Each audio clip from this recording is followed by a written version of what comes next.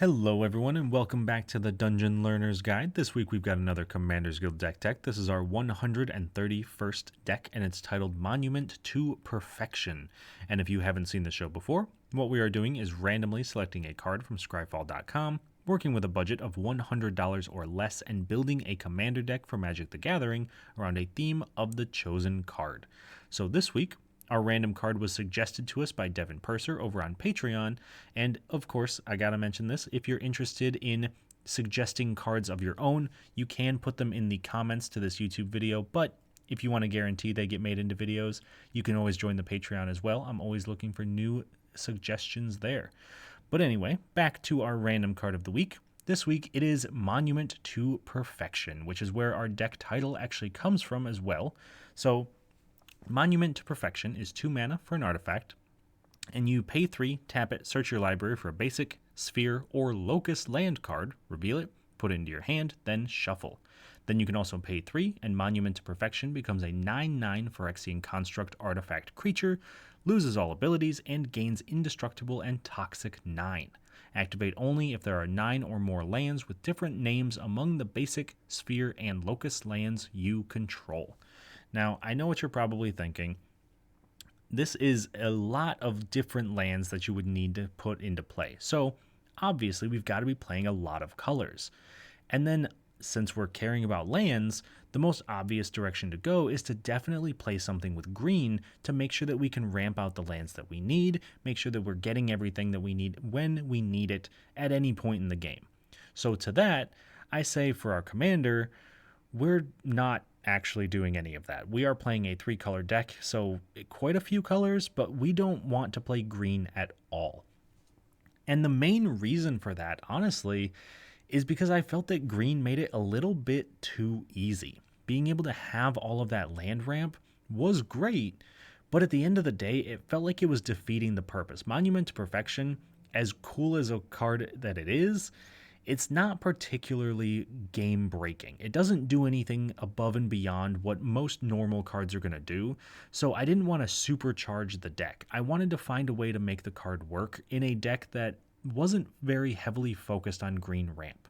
Now, that's not to say that we're still not focused on ramp, because our commander this week is Dakkon Blackblade, which is 2 white, blue, blue, black for a star. It says summon legend, but obviously not a legend anymore. And Dakkon Blackblade has power and toughness, each equal to the number of lands you control. So this is a very unique commander because it cares about lands, but it's actually in the Esper colors. So obviously we've got to go through some unique thought processes with this deck because we can't just use the typical Kodama's Reach and Cultivates and Rampant Growths to put a bunch of lands into play. We have to find other ways to do it instead. So let's take a look at some of our themes for this deck and we'll talk a little bit about how this works. So first up, we of course, since we're caring about lands, have a bunch of landfall synergies. And a great example of that is Caustic Crawler, which is 3 black black for a 4/3 insect. It has landfall. Whenever a land enters the battlefield under your control, you may have target creature get -1/-1 until the end of turn. Now, again, in Commander, -1/-1 is not that relevant. This would be a lot better if we were playing something like Kodama's Reach and Cultivate and all of that stuff, so we could get multiple land drops in a turn. But since we can still try to find ways to do that, Caustic Crawler is essentially going to be a removal spell for creatures on the board, because if we have even just 3, maybe 4 lands enter in a turn, we can essentially take out almost any threat at the table. Granted, that's not going to be super relevant for like the huge threats, but it might be enough to let us attack through something or to remove maybe mana dorks or key combo pieces and things like that. But since we're playing a bunch of landfall creatures, that's going to lead us into theme number 2, which is of course making our land drops. We need to make sure that we are ramping as many lands into play as possible, and a good portion of that is going to be something that we're going to call catch-up ramp. Ramp that really only works if we are behind our opponents in lands, which leads us to a couple of unique problems. So first, an example of catch-up ramp is Knight of the White Orchid, which is white white for a 2/2 human knight. It's got first strike. When Knight of the White Orchid enters the battlefield, if an opponent controls more lands than you, you may search your library for a Plains card, put it onto the battlefield, then shuffle. So when we're saying catch-up ramp, we're talking about things like Knight of the White Orchid, things that only work if our opponents have more lands than us. But because we want to be ramping, we want to put as many lands into play as possible. We want to trigger our landfall synergies. It doesn't really help us if we ramp out ahead of our opponents and then all of a sudden a bunch of our ramp isn't working anymore. So how exactly do we get around that unique problem? And that is going to be theme number 3, which is lands and or other cards that specifically sacrifice lands or return lands to our hand. So the most common card that's going to do this, and this is a card you've probably seen before, is Dimir Aqueduct, which is a land that enters the battlefield tapped, and when it enters the battlefield, return a land you control to its owner's hand, but it taps for a blue and a black. So, in other words, we can have 3 lands in play a Dimir Aqueduct, return one of our lands to our hand, and while we can then, on our next turn, untap and still have access to 4 mana as though we played a land, we only have 3 physical lands in play, meaning Knight of the White Orchid can still go get us a Plains and put into play. So we are using as many bounce lands as possible, including Guildless Commons, which is the colorless bounce land. We've got other lands that sacrifice things. We've got creatures that return our lands to our hand. We need to make sure that even though we want to generate as much mana as possible and put as many lands into play as possible, that we are still able to benefit from our catch-up ramp as best as we can. So those are our 3 themes for this week. And let's take a look then at some of our key cards. Some cards that, for the most part, are going to act as win conditions, but in some cases are also just going to be huge value engines for what we're trying to do. So the first of our key cards is going to be Ob Nixilis the Fallen. And I would like to make the argument that Ob Nixilis the Fallen is actually the strongest landfall card, particularly in our deck, because it really is one of our main win conditions. So Ob Nixilis the Fallen is 3 black for a 3/3 legendary creature demon, has landfall. Whenever a land enters the battlefield under your control, you may have target player lose 3 life. If you do, put 3 +1/+1 counters on Ob Nixilis the Fallen. So for 5 mana, we get a 3/3, we play a land, we now have a 6/6, and we made someone lose 3 life. If we're playing 2 to 3 lands every single turn, Ob Nixilis is going to be draining out the table and become a lethal threat that we can just start swinging into our opponents because there's no way they're going to be able to block something that big and kill it unless they have something like Death Touch or some other weird shenanigans going on. But even if we don't attack with Ob Nixilis, just being able to drain out our opponents every single turn is still very, very powerful. So for all of those reasons, that would be my argument for why Ob Nixilis is probably the best landfall card in the entire deck. But there may be some competition. If you can think of a better card, let me know in the comments. I would love to hear arguments for what you think is the best landfall card in the entire deck. Next up, our next key card is Meloku the Clouded Mirror. So we talked earlier about wanting ways to put cards back into our hand, specifically putting lands back into our hand, and Meloku is going to help us do that. And the main way that Meloku is going to do that is because she is 4 and a blue for a 2/4 legendary creature Moonfolk Wizard, flying. Pay 1, return a land you control to its owner's hand, create a 1/1 blue illusion creature token with flying. Now, the token generation is great, but that's really not why it's here. It's here because we can pay 1 mana to return a land to our hand. So if we ever start to run out of lands to play, we can put them back into our hand, play them again, trigger something like Ob Nixilis, and then maybe next turn we don't draw a land, we do it again. So this guarantees that we always have at least 1 land drop, and if we get to the point where we're able to play multiple lands in a turn, we can then return a land, play it, return it again, play it again, and we can kind of generate an army of illusions while at the same time making sure that we're triggering all of our landfall abilities. So Meloku definitely earns a spot in our key cards, even though it's not the strongest of finishers in the deck. It's still very strong as a combo and or card draw and or whatever else engine because it turns on our actual win conditions. And then finally, our last key card is going to be Felidar Retreat. So once again, kind of another win condition, but it's a little bit more unique. This one is 3 and a white for an enchantment. It's got landfall. But when a land enters the battlefield under our control, choose one. Either make a 2/2 white cat beast creature token, or put a +1/+1 counter on each creature you control. Those creatures gain vigilance until the end of turn. Being able to make a 2/2 cat whenever a land comes in is great, but the real benefit here is maybe we're making a ton of cats, we're making a ton of illusions with Moloku, and then all of a sudden we can just start putting counters on them, give them vigilance, attack without really any repercussions because they're tokens. We don't really care too much. Plus they have vigilance, so it's not like they're not going to be able to block, and we can really start taking out opponents very, very quickly because we just built up a huge board of things that are now very large and being able to just attack without having to tap. So Felidar Retreat is a phenomenal card, again, especially once we get toward the end of the game and we are putting multiple lands into play every single turn. So those are all of our key cards this week, and of course the next thing we got to do is take a look at some cool interactions in the deck. These are the cards that synergize very well together and sometimes just create unique situations that I want to highlight, and even in other times maybe just create very unique situations that are a little bit weird, so I want to make sure to explain them. The first of these cool interactions, though, is going to be between Retreat to Coral Helm and Walking Atlas. So Retreat to Coral Helm is 2 and a blue for an enchantment, has landfall. Whenever a land enters the battlefield under your control, choose one. You may tap or untap target creature, or scry 1. And we're going to partner that up with Walking Atlas, which is 2 mana for an artifact creature construct. It's a 1/1. Tap, you may put a land card from your hand onto the battlefield. So you can kind of see where this is going already. And we can actually pull this off as early as turn 3 if we are lucky enough to have both of these in our hand at that point, because we can play the Walking Atlas on turn 2, go to turn 3, play the Retreat to Coral Helm, then tap Walking Atlas to put a land from our hand into play. That land will trigger Retreat to Coral Helm, which allows us to untap the Walking Atlas.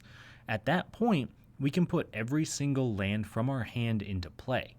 But where it gets really interesting is if one of the cards in our hand is a bounce land, like Dimir Aqueduct, because then we're able to tap the Walking Atlas, put the bounce land into play, trigger Retreat to Coral Helm, untap Walking Atlas, and also use the bounce land to put itself back into our hand, meaning we can actually make infinite landfall triggers just by using Retreat to Coral Helm, Walking Atlas, and a bounce land.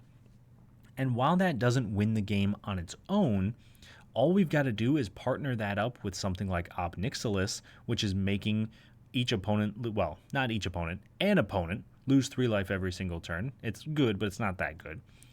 To also maybe make a bunch of tokens with the Felidar Retreat and then give them +1/+1 counters and vigilance. So there are a ton of ways that infinite landfall does just straight up win us the game. These two will give us infinite landfall, but they don't win the game on their own, so you do have to make sure to add another piece to it. But I wanted to highlight it because I thought it was relevant, and it's one of the few ways in this deck to actually go infinite. Now, moving into our next cool interaction, we have Blackblade Reforged and Whisper Silk Cloak. And this doesn't seem like it's a very cool interaction because you put a sword on something, then you make it unblockable, and that's great. But let me explain a little bit, and then we'll go ahead and talk about why this is actually a cool interaction. So Blackblade Reforged is 2 mana for legendary artifact equipment. Equipped creature gets +1/+1 for each land you control. Hopefully that text sounds familiar because it's the exact same text that's on Dakkon Blackblade. And equip legendary creature for 3 and equip for 7. Whisper Silk Cloak, on the other hand, is 3 mana for an artifact equipment. Equipped creature can't be blocked and has Shroud, and equip for 2. So if we are able to put Blackblade Reforged on a creature, let's say just hypothetically it goes on Dakkon Blackblade himself, if we are at the point in the game where we have, say, 10 lands in play, Dakkon gets +10/+10, Blackblade Reforged gives him another +10/+10, then we put Whisper Silk Cloak on him, he's now unblockable, has Shroud, and is a 20/20 creature. all we would need is 11 lands, and that becomes a lethal one-shot attack from our commander. Now, obviously, that is going to be a little bit tough to get to considering our catch-up ramp strategy. We're probably not going to have 11 lands in play, but this is still going to be a brutal amount of damage because we can just keep sending Dakkon in. He cannot be blocked. He's got Shroud, so he's really hard to remove. This can be incredibly efficient at just removing players off the table, and there is always a chance that we have other creatures that we can put this on as well. Obnixilis is also a legendary that would get very, very big with our landfall triggers. Even something like Moloku is a potential lethal threat when Blackblade Reforged and Whispersilk Cloak are involved. So while this isn't our main game plan, it is a nice combo of cards that can at least get us to the point where we are able to win a game beyond just our landfall triggers. So those are our cool interactions this week, and of course the last thing we have to do for our deck tech is take a look at the actual price. So this week, the price of the deck came out to $82.78, with the most expensive card being Sword of Hearth and Home. And Sword of Hearth and Home is 3 mana for an artifact equipment. Equipped creature gets +2/+2 and has protection from green and from white. Whenever equipped creature deals combat damage to a player, exile up to 1 target creature you own, then search your library for a basic land card, put both cards onto the battlefield under your control, then shuffle, equip 2. So that is a lot of text on this card, but the main reason we want it is because it lets us search our library for a basic land card, put it into play, and we could also exile one of our creatures and put them back into play. That one is most likely not going to be as relevant, but it is still something we can do if we really needed to. But it's really in here for the land, because just being able to deal combat damage, then get a free land is exactly what this deck wants. We want to put as many lands into play as possible. It does kind of stink that it has to be a basic land card, but it could be a lot worse. It could, say a basic plains, which a lot of our cards do, so we are running a little bit more on the plains side of things than normal. But I think Sword of Hearth and Home is definitely deserving of a spot in this deck, and it's definitely one of the cheapest swords out there, so if you're looking for a nice sword to throw into this deck, Sword of Hearth and Home fits the bill, great protection colors, and honestly, it's just gonna do quite a bit of work in the deck. So that is the overall deck tech, but of course, we've got to talk about at least one card that I think should probably be in the deck, even though it's a little bit out of our budget. So let's talk about one card that is out of our budget and what card I might take out if you've got the funds to actually replace it. So the card that I would recommend this week is Bitterthorn Nissa's Animus, and that is 3 mana for a legendary artifact equipment, has Living Weapon, so when it comes in it makes a 0/0 Phyrexian Germ and then attaches to it.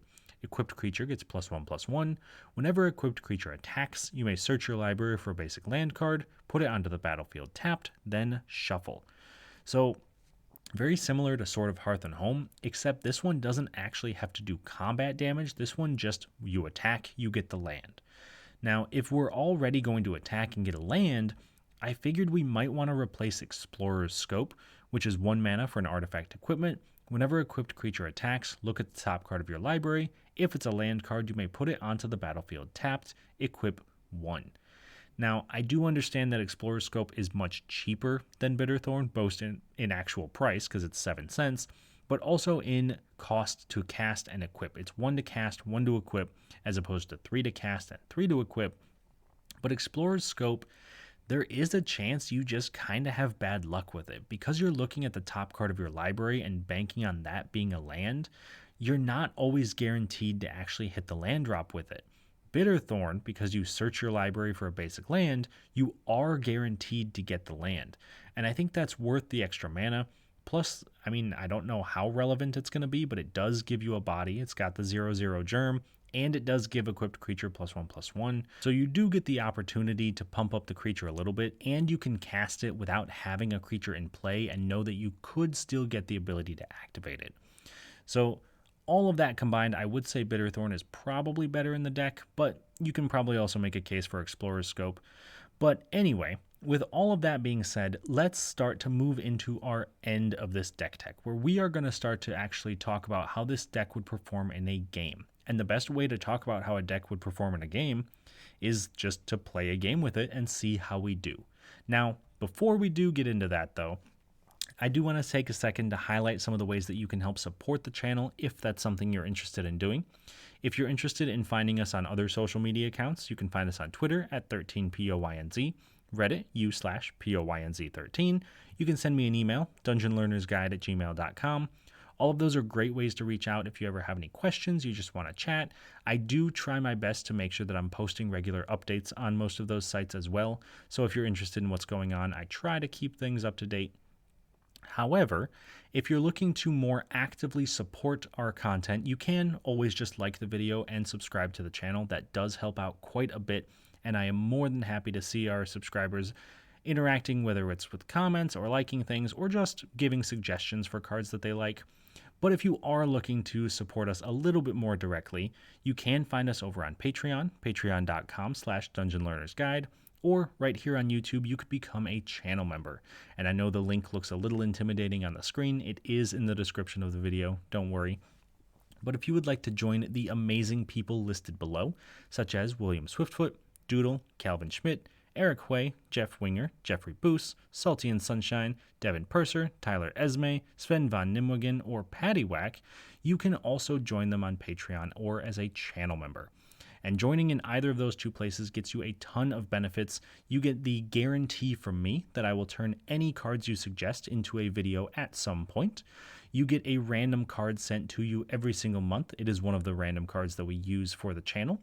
You can join a Discord channel where we get to brew up a ton of the decks, and also is the first place I look for people to play in the games on this channel. So if you've ever wanted to be on this channel, that is a great way to do it.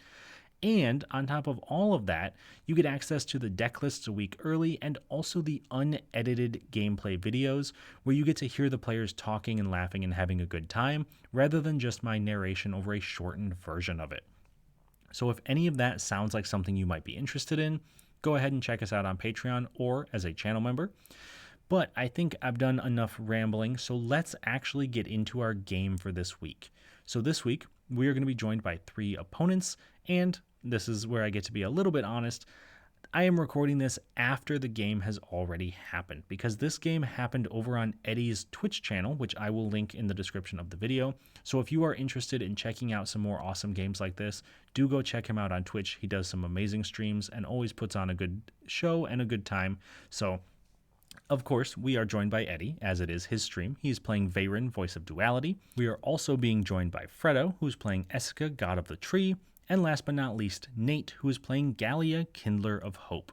So starting off with Eddie's Veyron deck, this is kind of what it looks like. This is a spell slinger deck. He wants to cast as many spells as possible in a single turn, get a ton of copies, a ton of triggers, and just kind of, I don't want to say storm off because I don't think it's necessarily meant to be a storm deck, but it is designed to cast a ton of spells and get a ton of value from it, whether it's drawing cards or interacting with his opponent's boards. So I've seen enough Veyron decks to know that this is a deck to be worried about, but I'm not going to lie, I'm a little bit more worried about Fredo's deck, because Fredo is bringing Essica, God of the Tree, and more specifically, while Essica is in the command zone, the backside of her, the Prismatic Bridge, is more likely to be his actual commander. And because this is the backside of the commander, that does mean that it is a 5-color deck, and since it's a 5-color deck, he could play pretty much anything. In this case, though, he has decided to play slivers. So most of the time, you don't see the Prismatic Bridge as the sliver commander, so I'm very interested to see what that actually does to the game and what that does to his deck, because I've never seen that before, so I think that's super cool. I personally have a slivers deck. I know, I'm a monster, but it's a ton of fun. I'm a big fan of the creature type, so I'm very much looking forward to this. And then last but not least, we have Nate playing his Gallia deck, which this is just kind of an aura and equipment deck. He wants to suit Gallia up, and he wants to smash his way into people, do a ton of damage very, very quickly with his commander, take everybody out with commander damage. So also another deck that's kind of up my alley in playing. So I am very much looking forward to this game, or I suppose I was. Like I said, I've already played this game, but force of habit, I suppose, saying that I'm looking forward to it. So hopefully you are looking forward to it, and I will talk to you all once it's done and we can get into the wrap-up. At the start of the game, Fredo goes first, followed by Nate, Eddie, and then myself. On Fredo's first turn, he plays a Misty Rainforest, sacrificing it to search his library for a Xander's Lounge, putting it into play and losing a life. Nate plays a Terramorphic Expanse, sacrificing it to search his library for a basic land, putting it into play tapped. Eddie plays a Mountain. I play a Command Tower and cast Weathered Wayfarer, letting me pay a mana and tap it to search my library for a land and put it into my hand, but I can only do this if an opponent controls more lands. Fredo plays a Command Tower, casts Arcane Signet, and then also casts Striking Sliver, giving slivers he controls first strike. Nate plays a Command Tower and casts Destiny Spinner, making his creatures and enchantments uncounterable. Eddie plays a Mountain. On my turn, I activate Weathered Wayfarer, searching my library for a Cloud Post, putting it into my hand, then I play an Arcane Sanctum.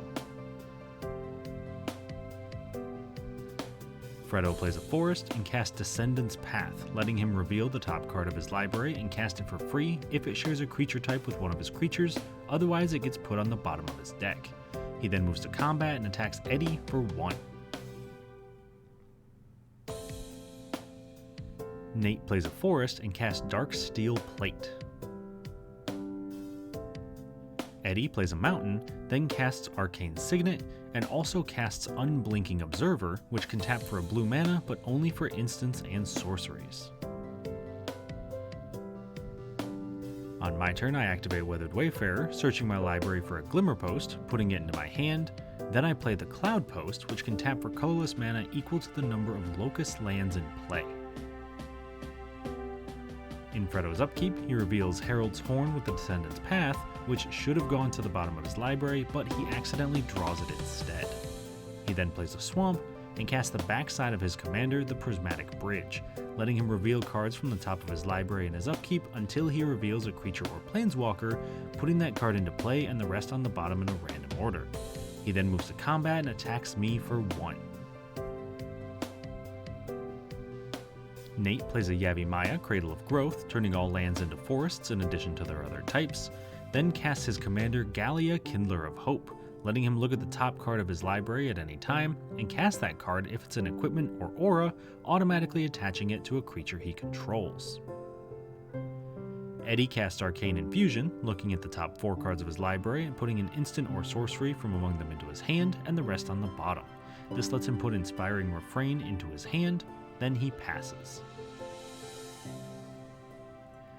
I activate Weathered Wayfarer, searching my library for a Dimir Aqueduct, putting it into my hand, play a Glimmer Post, gaining 2 life when it enters since there are 2 Locust lands in play, then I cast Keeper of the Accord, triggering on each of my opponent's end steps, letting me make a 1/1 soldier token if that player controls more creatures than I do, and also lets me search my library for basic plains, putting it into play tapped if that player controls more lands than I do. In Fredo's upkeep, he reveals Worldly Tutor with Descendant's Path, putting it on the bottom of his library, then puts Firewake Sliver into play with the Prismatic Bridge, giving all slivers haste and giving them the ability to sacrifice themselves for 1 mana to give another creature +2/+2 until the end of turn. He then plays a Blood Crypt tapped and casts a Felwar Stone, followed up by casting Herald's Horn, naming slivers when it enters so his slivers cost 1 less to cast, and he reveals another card from the top of his library in his upkeep, putting it into his hand if it's a sliver. At the end of Fredo's turn, since he controls more lands than I do, I search my library for a plains and put it into play tapped. On Nate's turn, he casts Sterling Grove, giving his other enchantment Shroud, then casts Canopy Cover, enchanting Gallia, giving her hexproof and only allowing her to be blocked by creatures with flying or reach. Eddie plays an island and suspends Inspiring Refrain, exiling it with 3 time counters. On my turn, I cast Ob Nixilis the Fallen, letting me put 3 +1/+1 counters on him and make target opponent lose 3 life whenever a land enters the battlefield under my control. Then I play a Lotus Field, sacrificing a Plains and Arcane Sanctum when it enters, putting 3 counters on Ob Nixilis and making Nate lose 3 life. In Fredo's upkeep, he puts Quicksliver into play with the Prismatic Bridge, giving Slivers Flash, and he also reveals Living Death with Descendant's Path, putting it to the bottom of his library, and doesn't reveal a Sliver with Herald's Horn. Then he moves to his end step, and at the end of turn, since he controls more lands than I do, I search my library for a Plains, putting it into play tapped, putting 3 counters on Ob, and making Fredo lose 3 life. Nate plays a Witch's Clinic, and casts Robe of the Archmagi, then equips Gallia with the Darksteel Plate, giving her indestructible. After that, he moves to combat and attacks me for 4 with Gallia. In Eddie's upkeep, he removes a time counter from Inspiring Refrain, then casts Pyromancer's Goggles, which can tap for red mana, and copies any instant or sorcery spell that is cast using the red mana that it generates. On my turn, I cast a Seer Sundial, letting me pay 2 mana when a land enters under my control to draw a card. Then I play a Dimir Aqueduct, returning a Plains to my hand, putting 3 counters on Ob Nixilis, making Nate lose 3 life, and paying 2 mana to draw a card. In Fredo's upkeep, he reveals Vanquisher's Banner with Descendant's Path, putting it to the bottom of his library, puts a Gale Rider Sliver into play with the Prismatic Bridge, giving all his slivers flying, and doesn't reveal a sliver for Herald's Horn. He then casts Mystic Remora, and at the end of turn, I make a Soldier token since he controls more creatures than I do. Nate plays a Roadside Reliquary and equips Robe of the Archmagi to Gallia, letting him draw cards equal to the combat damage she does to a player. He attacks Fredo for 4 with Gallia, drawing 4 cards, and at the end of turn, since Nate controls more lands than I do, I search my library for a Plains, put it into play tapped, put 3 more counters on Ob Nixilis, make Eddie lose 3 life, and pay 2 mana to draw a card.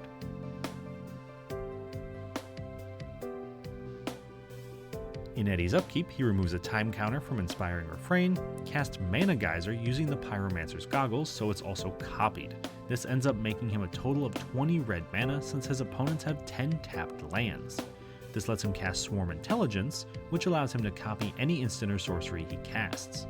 After that, he casts his commander Veyran, Voice of Duality, copying any effect that's triggered by him casting an instant or sorcery, and also giving itself +1/+1 whenever Eddie casts an instant or sorcery.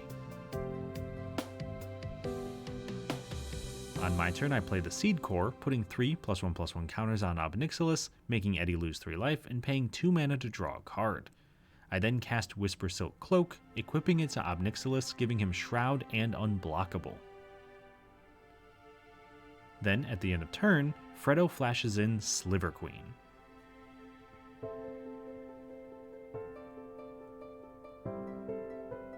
In Fredo's upkeep, he reveals Sliver Hivelord with Herald's Horn, putting it into his hand, puts Bone Scythe Sliver into play with the Prismatic Bridge, giving all his slivers double strike, then also puts Diffusion Sliver into play with Descendant's Path, giving his slivers Ward 2. After that, he plays a Plains and casts the Sliver Hivelord, giving all his slivers indestructible. He also casts Siphon Sliver, giving all his slivers lifelink, then moves to combat and attacks me for 24, Nate for 12, and Eddie for 6. Before the damage though, I cast Aetherize, returning all of Fredo's attacking creatures to his hand. In his second main phase, Fredo recasts Striking Sliver, giving his slivers first strike. On Nate's turn, he casts All That Glitters, enchanting Destiny Spinner, giving it +X/+X, where X is the number of artifacts and enchantments he controls, which is currently 6. Notably, he couldn't have done this because the Sterling Grove gives Destiny Spinner Shroud since it's an enchantment, but we don't catch that at the time. He then plays a Brush Lands and casts Moon Silver Spear, then moves to combat and attacks Eddie for 9 with the Destiny Spinner. In Eddie's upkeep, he removes the last counter from Inspiring Refrain, casting it for free, triggering Swarm Intelligence, which also triggers Veyran, letting him make 2 additional copies of the spell, drawing 6 total cards, resuspending Inspiring Refrain, and giving Veyran +6/+6. Then he plays a Temple of the False God and casts the Mirari Conjecture, returning Arcane Infusion from his graveyard to his hand. he casts the Arcane Infusion using the Pyromancer's Goggles, meaning that all of his effects add up to make him 4 additional copies of the spell, giving Veyron +10/+10, looking at the top 4 cards of his library, putting an instant or sorcery from among them into his hand a total of 5 times, putting Epic Experiment, Serum Visions, Aether Gale, Fiery Encore, and Rewind into his hand. Once that's resolved, he casts the Serum Visions, copying it twice so he draws a card and scries twice, a total of 3 times, giving Veyron another +6/+6. He then attacks me for 24 with his commander, and I block with a soldier token, killing it. On my turn, I play an island, putting 3 +1/+1 counters on Ob Nixilis, making Eddie lose 3 life and paying 2 mana to draw a card. I then attack Eddie with an unblockable Ob Nixilis for exactly 21 damage, knocking him out of the game. Then in my second main phase, I cast Realmbreaker the Invasion Tree and also cast Scaretiller, which lets me put a land into play either from my hand or from my graveyard whenever it becomes tapped. In Fredo's upkeep, he sacrifices Mystic Remora rather than pay its cumulative upkeep cost, then reveals Manaweft Sliver with Herald's Horn, putting it into his hand, puts Taunting Sliver into play with the Prismatic Bridge, goading a creature whenever a sliver enters under his control, this time choosing to goad Keeper of the Accord, and revealing a Plains with Descendant's Path so it gets put on the bottom of his library. He then plays a Reflecting Pool and casts Gemhide Sliver, letting his slivers tap for a mana of any color, and also goading Weathered Wayfarer. After that, he recasts Firewake Sliver, giving his slivers haste and goading Scaretiller. He also recasts Siphon Sliver, giving his slivers lifelink, and casts Shifting Sliver, preventing slivers from being blocked by anything except other slivers. While he's at it, he also recast Gale Rider Sliver, giving all his slivers flying, and recast Bone Scythe Sliver, giving all his slivers double strike. He then moves to combat and attacks me for 10 and Nate for 4 with unblockable slivers, while Fredo gains 14 life. Then at the end of his turn, I make a soldier token since he definitely controls more creatures than I do.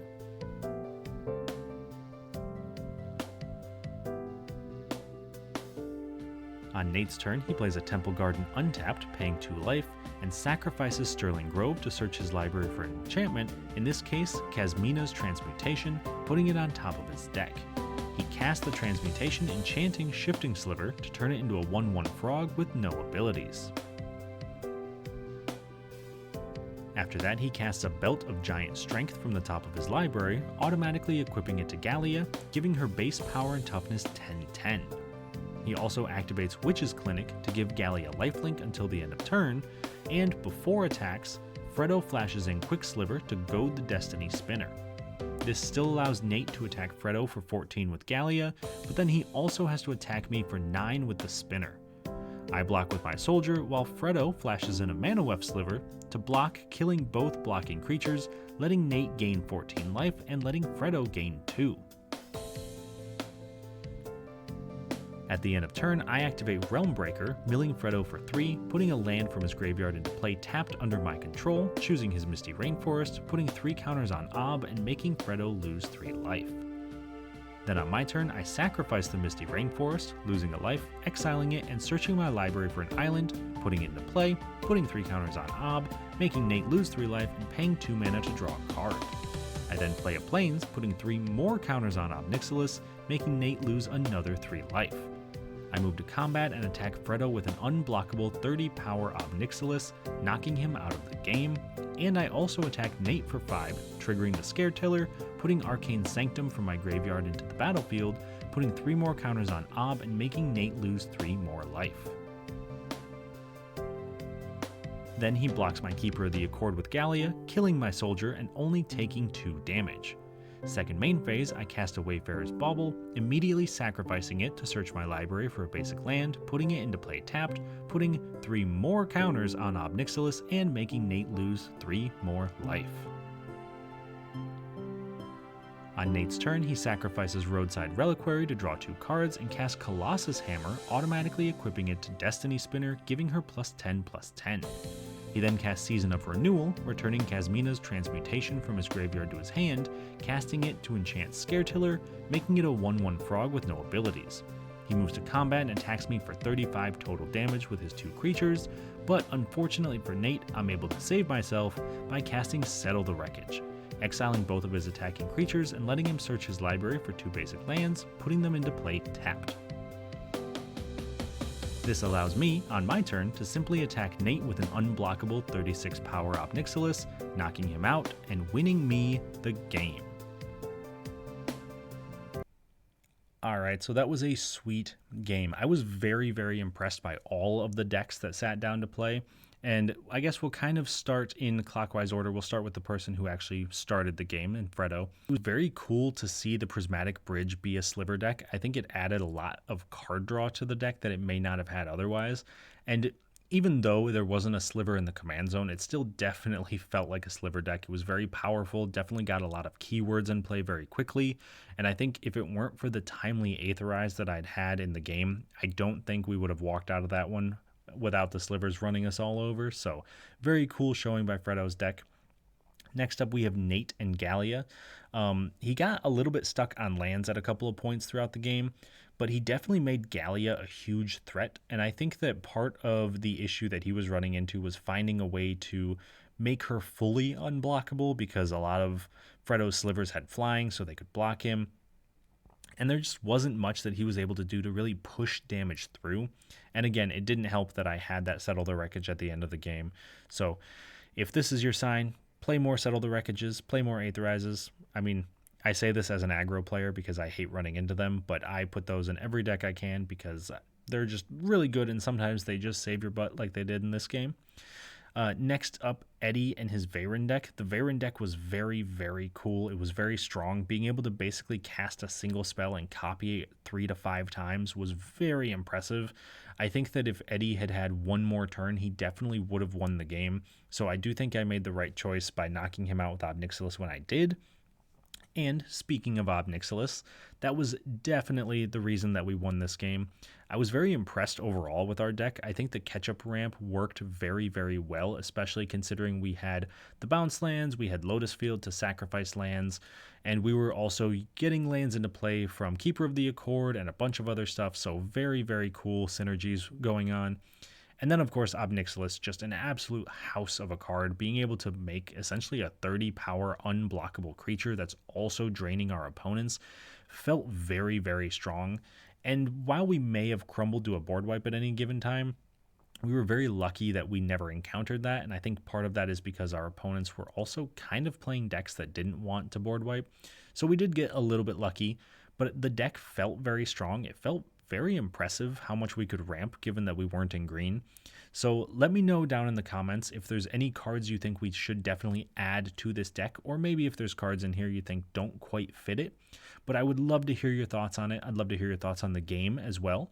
But other than that, I hope you all enjoyed it. If you did, please do like the video, subscribe to the channel, and I will see you all on the other side of the Dungeon Learner's Guide.